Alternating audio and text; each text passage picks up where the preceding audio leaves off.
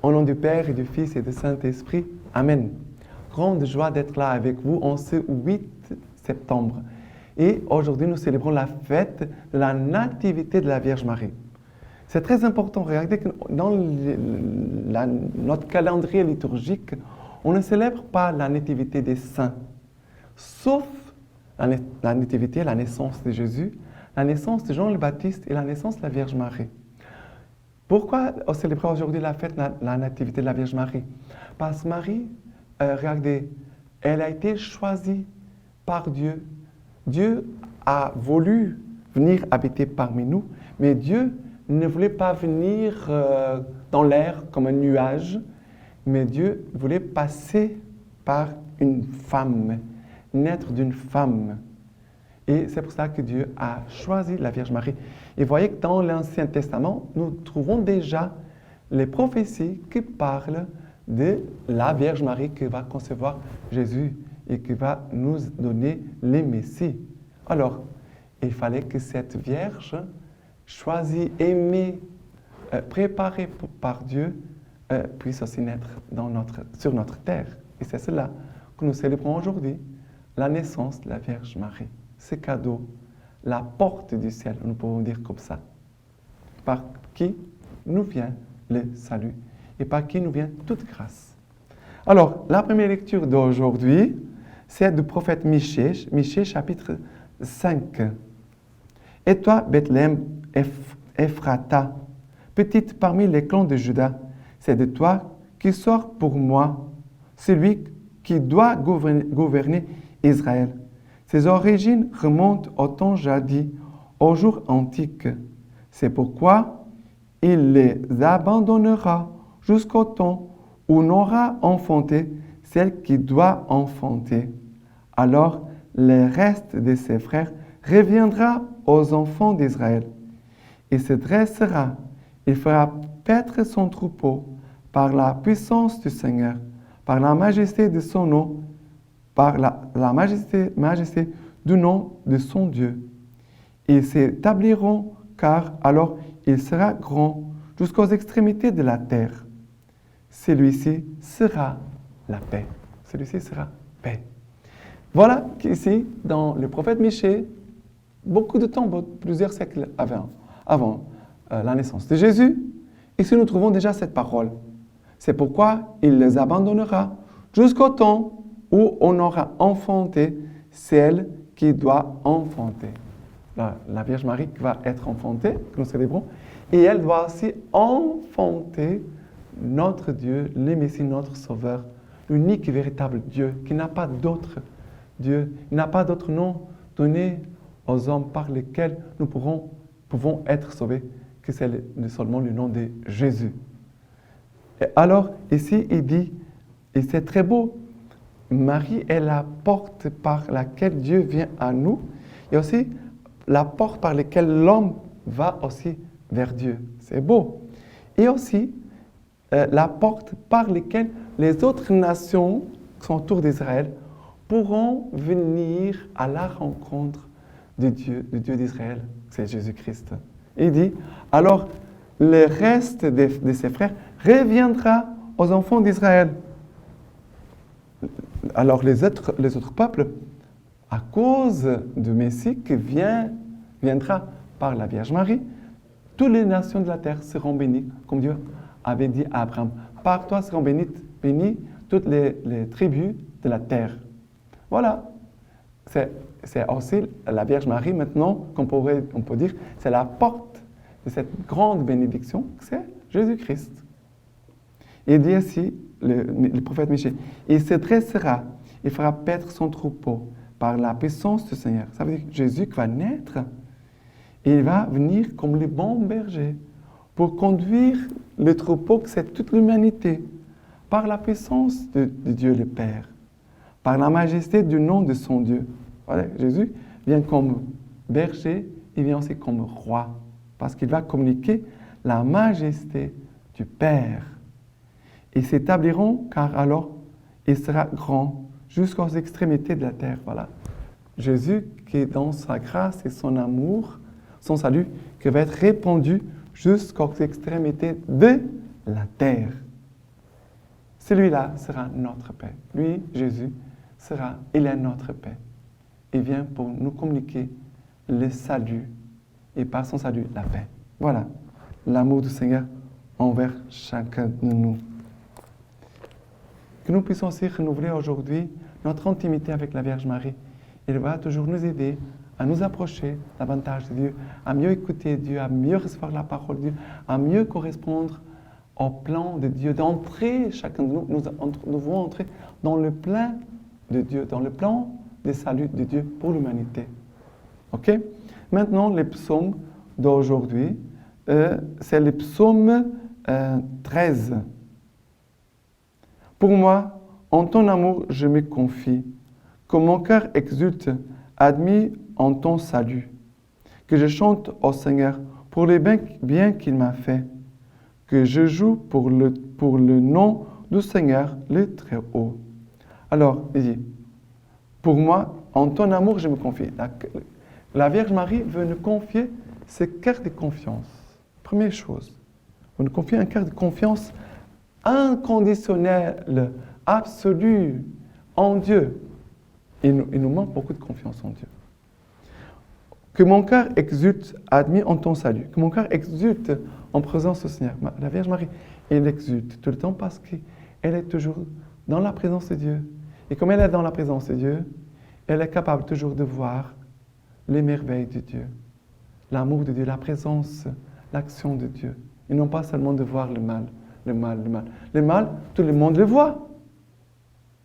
Le mal, on le voit. Mais de voir les biens, demandons les yeux de la Vierge Marie pour voir les biens.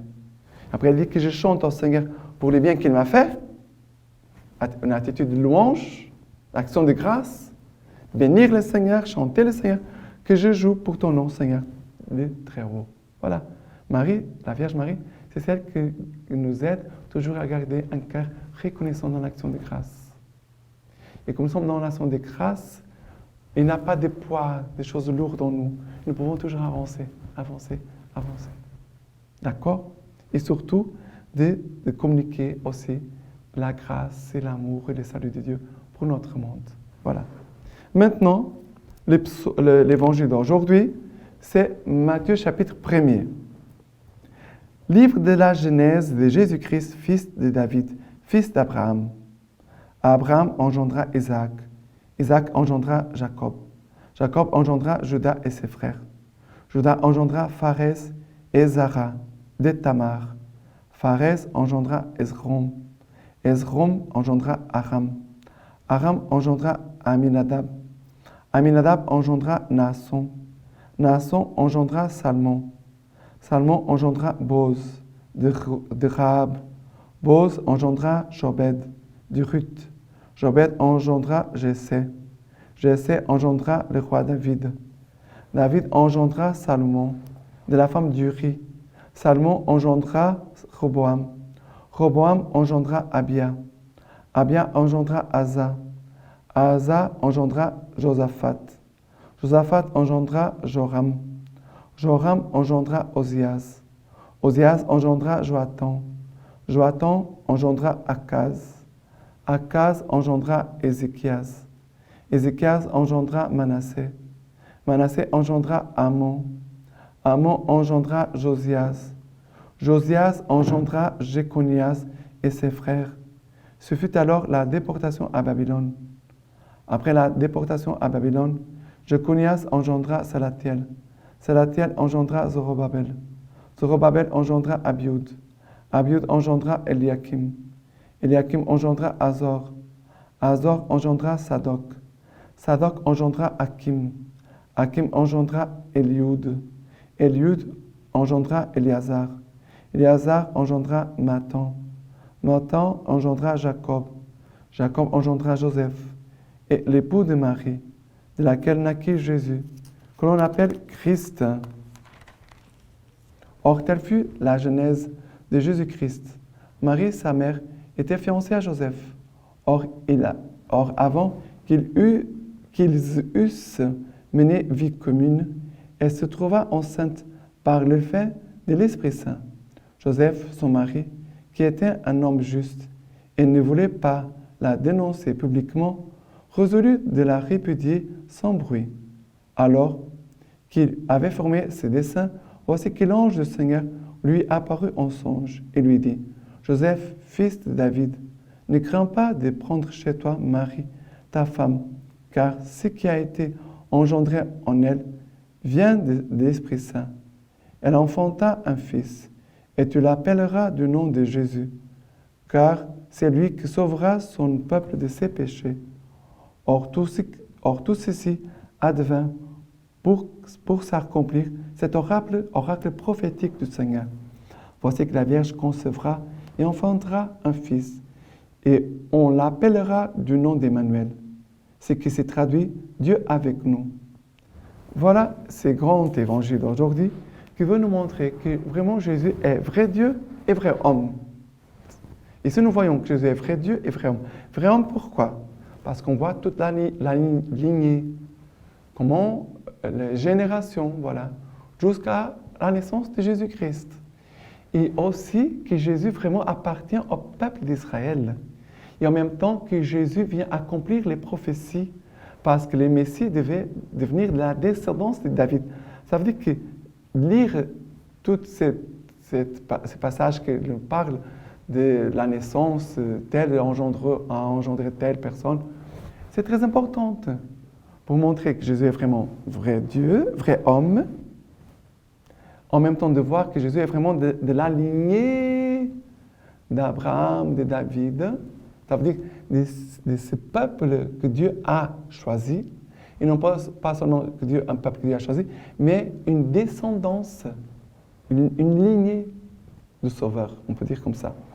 Et après de voir comment cela arrive à Jacob, l'époux de Marie, de laquelle naquit Jésus. Et après de voir comment Jésus est né.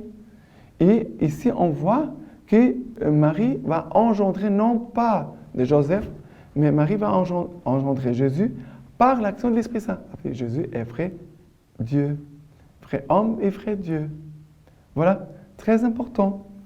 Et de voir en même temps, voilà, l'action de Dieu dans le cœur de la Vierge Marie, qui a été préparée, mais qui a été libre. Ce n'est pas un robot. Marie est libre pour dire oui ou dire non, mais Dieu l'a préparée pour faire la demeure de Dieu parmi nous.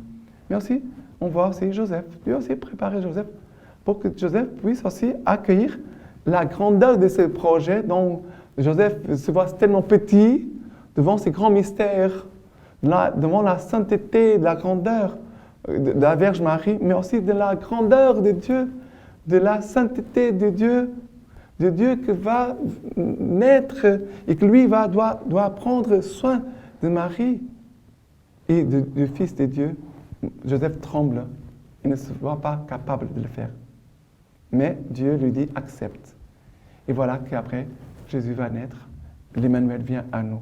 Mais voyons l'attitude de Marie, l'attitude de Joseph, que nous puissions aussi dire oui, que nous puissions dire oui à ce que Dieu veut de chacun de nous, pour que l'Emmanuel puisse se faire chair parmi nous. Dieu veut passer aussi proche à travers chacun de nous. D'accord? Et maintenant, la lecture patristique, il a une petite introduction. Il dit, avant même la naissance des Jean, les précurseurs, cette Marie est une annonce de la nativité de Jésus. C'est pour cela qu'on célèbre la nativité de la Vierge Marie, parce que déjà, nous parle de la naissance de Jésus. Les préludes de la bonne nouvelle, la venue d'une fille au foyer d'Anne et de Joachim a fait lever sur le monde l'espérance et l'aurore du salut. C'est pourquoi l'Église nous invite à la célébrer dans la joie. La lecture patristique d'aujourd'hui. Homélie de Saint André de Crète sur la nativité de la Sainte Mère de Dieu. Le Christ est l'achèvement de la foi, car il nous éloigne de la terre, du fait même qu'il nous élève vers l'esprit. Cet accomplissement consiste en ce que le législateur, après avoir tout déterminé, a rapporté la lettre à l'esprit, en récapitulant toutes choses en lui, en vivant d'une loi qui est la grâce. Après avoir rédigé la loi en servitude, il y a joint harmonieusement la grâce.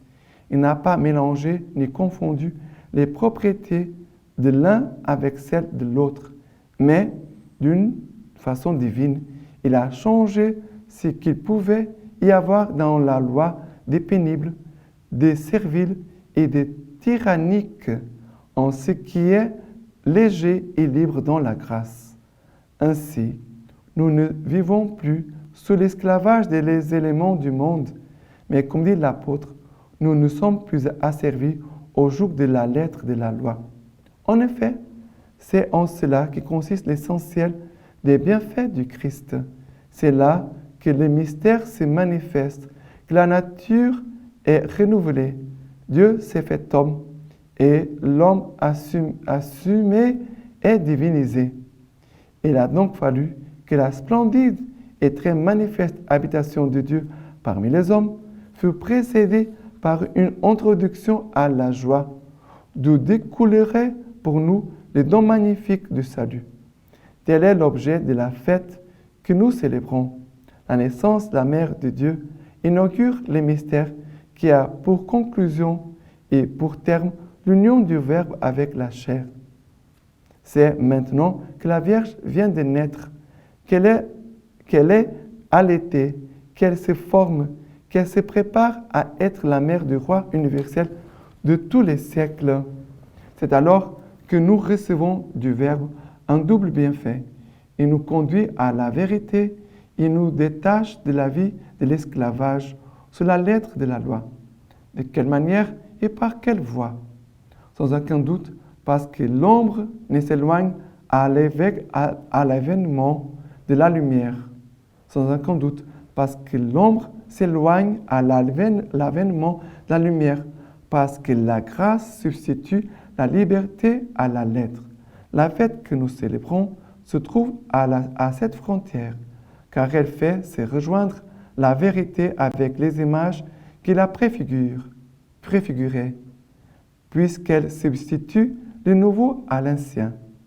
Que toute la création chante et danse, et qu'elle contribue de son mieux à la joie de ce jour.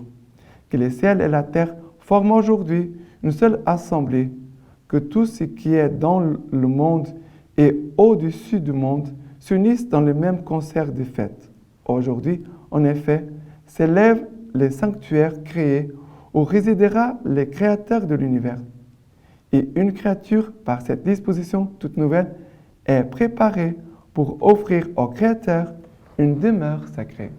Tu as aussi, tu puisses t'offrir aussi au Seigneur pour être une demeure sacrée ensemble avec la Vierge Marie. Et maintenant, je vous laisse la bénédiction par les mains toutes pures de la Vierge Marie. Le Dieu Tout-Puissant vous bénisse et vous garde, le Père, le Fils et le Saint-Esprit. Amen.